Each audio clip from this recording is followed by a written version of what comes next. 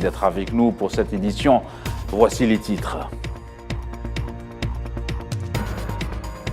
Le président algérien Abdelmadjid Tebboune clôture sa visite d'État en Chine et s'envole vers la Turquie dans le cadre d'une visite de travail.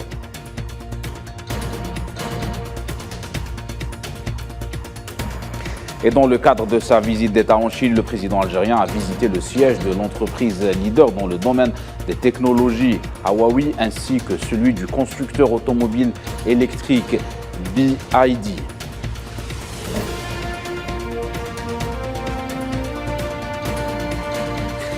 L'affaire de l'autodafé du Coran en Suède enflamme le monde arabe et musulman, ferme condamnation des Nations Unies et de plusieurs institutions internationales.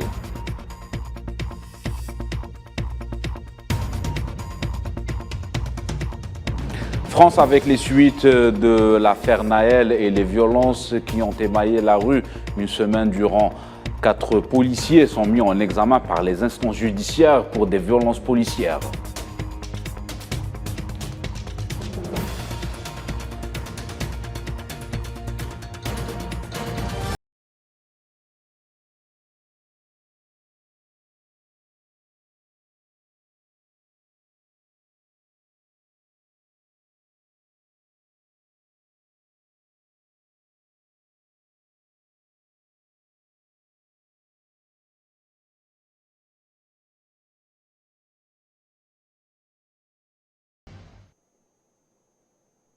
Bonsoir à tous. Le président algérien Abdelmadjid Tebboune a clôturé sa visite d'État en Chine, un déplacement qui a débuté lundi dernier au cours duquel plusieurs accords et mémorandums ont été signés entre les deux parties dans plusieurs domaines, confirmant ainsi l'excellence d'une coopération solide et fructueuse. Abdelmadjid Tebboune s'est envolé vers la Turquie où il est attendu du côté d'Ankara dans le cadre d'une visite de travail de 2 jours.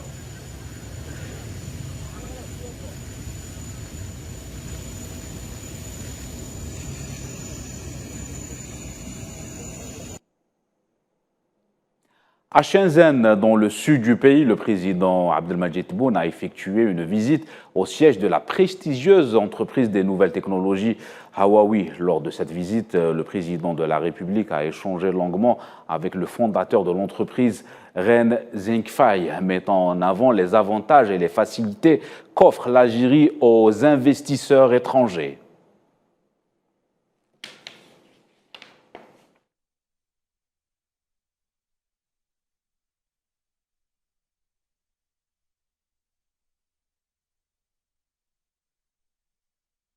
Accompagné d'une délégation ministérielle, le président algérien a rendu visite au siège de BYD, constructeur chinois d'automobiles électriques.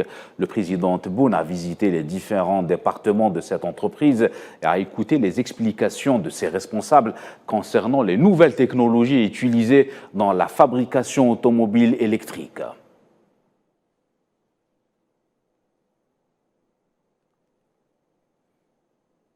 Et lors d'un entretien télévisé accordé à la chaîne de télévision chinoise CCTV, le président algérien a affirmé que l'Algérie avait déposé une demande officielle d'adhésion à la BRICS Bank avec une demande pour devenir actionnaire d'un montant estimé à 1,5 milliard de dollars.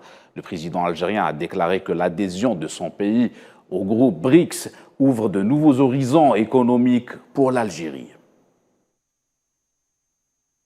عالم تاع البريكس يساعدنا أكثر، وبهذه المناسبة طالبنا رسميا الانضمام لمنظمة البريكس وانضمامنا رسميا إلى بنك البريكس، وراسلنا السيدة المديرة رئيسة البرازيل السابقة أن نكون أعضاء في مساهمين في بنك البريكس.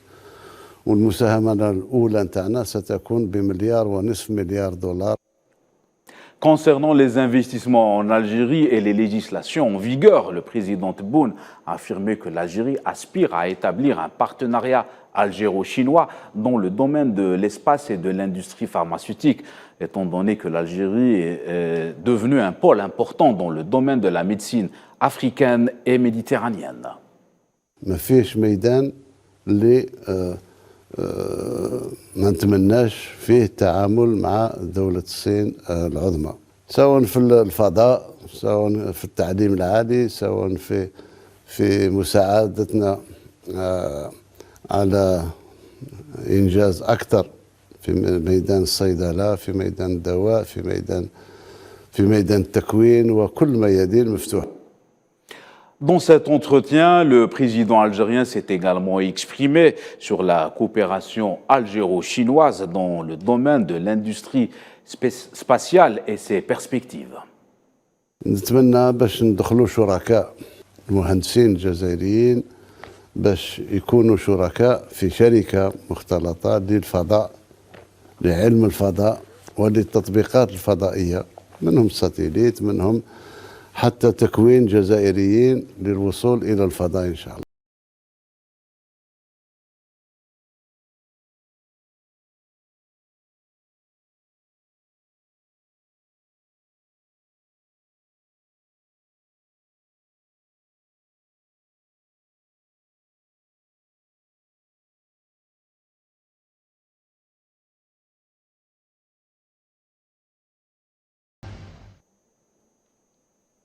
Dans le dossier sahraoui, l'Algérie, par la voie de communiqué de son ministère des Affaires étrangères, dénonce avec la plus grande fermeté la reconnaissance par l'occupationniste de la prétendue souveraineté du Maroc sur le territoire du Sahara occidental, affirmant que c'est une violation flagrante du droit international et des résolutions du Conseil de sécurité de l'ONU et des règlements de l'Assemblée générale des Nations unies concernant la question du Sahara occidental. La diplomatie algérienne a par ailleurs pointé du doigt la complaisance entre les deux forces occupantes, mettant en avant le lourd passé de violation du droit élémentaire du peuple, avant d'ajouter que cette reconnaissance n'est qu'un nouvel épisode dans la politique de fuite en avant poursuivie par l'occupation marocaine.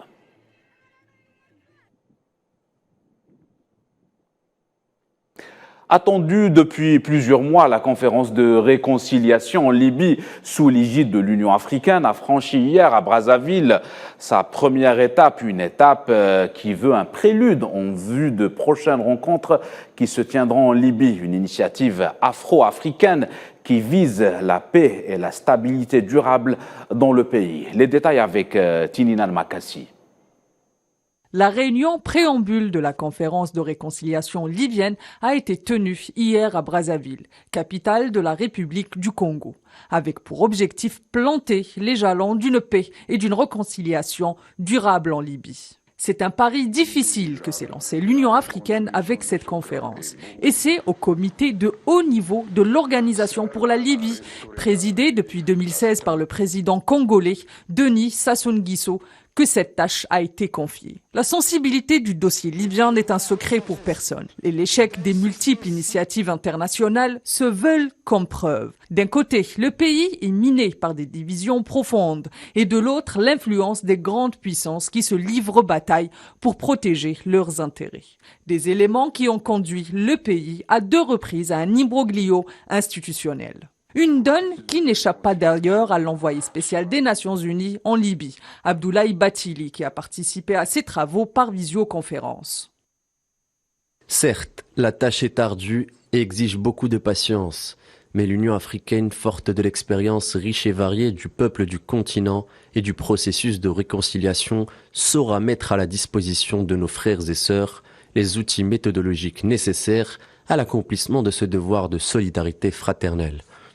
Si la rencontre de Brazzaville se veut un prélude en vue de la seconde étape qui, elle, se déroulera en Libye, elle se veut également une sonnette d'alarme. C'est du moins ce que laissent envisager les déclarations du vice-président du Conseil d'État libyen, Abdullah Hussein El-Lafi. Nous devons disposer d'une même boussole, car il nous appartient à tous de sauver la Libye. Depuis la chute de feu Muammar Kadhafi provoquée par l'opération Hartmann, les observateurs craignent une dislocation du pays et de ses institutions. C'est d'ailleurs ce qui a encouragé l'Union africaine à dépoussiérer le comité de haut niveau afin d'encourager un processus afro-africain. Actualité régionale toujours, le chef de l'Observatoire tunisien des droits de l'homme, Moustapha Abdelkabir, a démonté les allégations circulant sur les réseaux sociaux concernant la reconduite aux frontières des migrants subsahariens à la frontière libyenne par des éléments de l'armée tunisienne, précisant, je cite, « Le rôle de l'armée tunisienne est de protéger les frontières ». Par ailleurs, Mustafa Abdelkebir a indiqué qu'il a également indiqué que tous les migrants irréguliers bloqués sur le sol tunisien ont été transportés dans les 48 heures suivant leur présence dans des zones interdites de sécurité en coordination avec le Croissant Rouge tunisien et hébergés dans les gouvernorats de Tataouine et Médénine.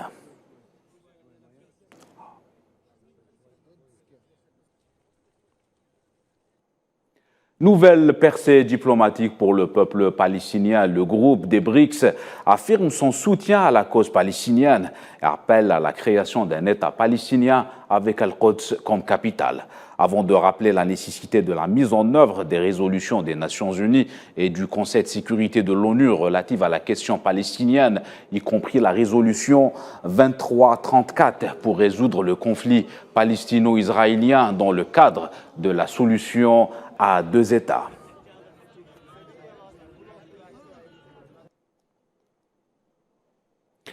Le monde musulman et plusieurs institutions internationales ont condamné avec la plus grande fermeté la profanation du Coran à Stockholm.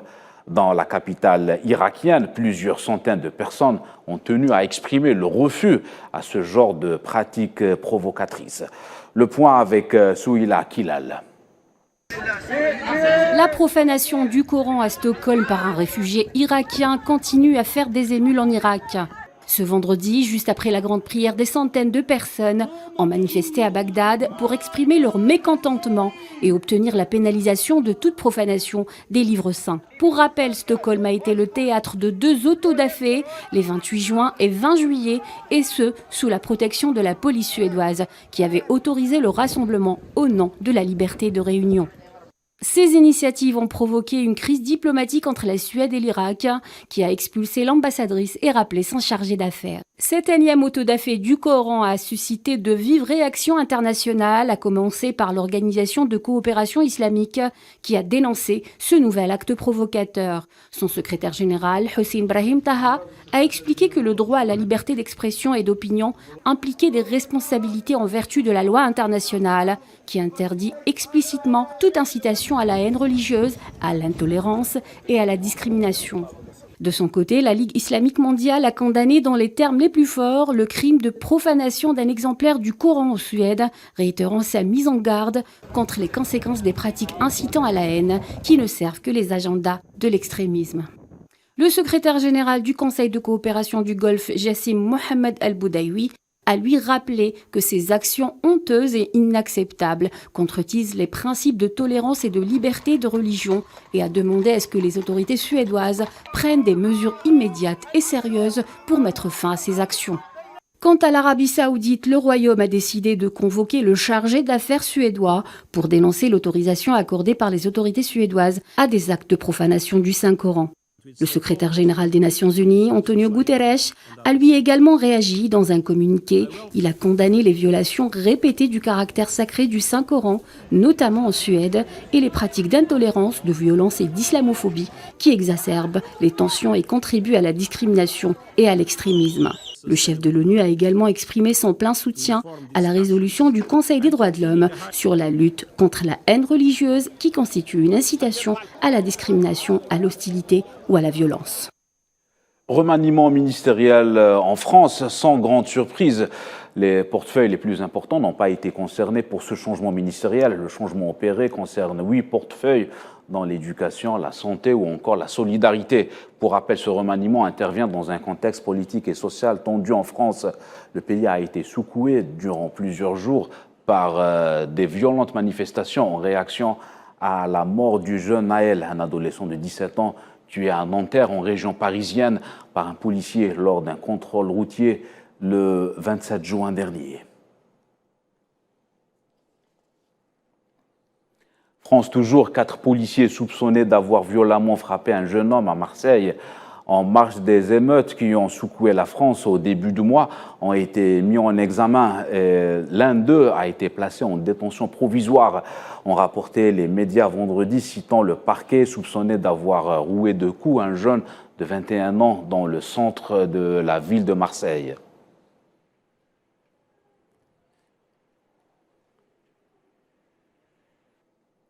Le président russe Vladimir Poutine a averti aujourd'hui la Pologne que toute attaque contre la Biélorussie voisine signifierait une agression contre la Russie après que Varsovie ait annoncé le déploiement d'unités militaires près de la frontière biélorusse.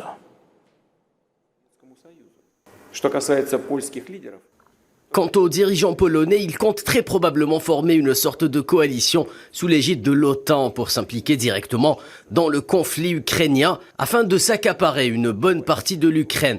Pour reprendre leur terre historique telle qu'ils le pensent, l'actuelle Ukraine occidentale. Il est bien connu qu'ils rêvent également des terres biélorusses. Quant à la politique du régime ukrainien, c'est leur affaire. Nous n'interviendrons pas. Mais quant à la Biélorussie, elle fait partie de l'État de l'Union. Une agression contre la Biélorussie signifiera une agression contre la Fédération de Russie. Nous y répondrons avec tous les moyens à notre disposition.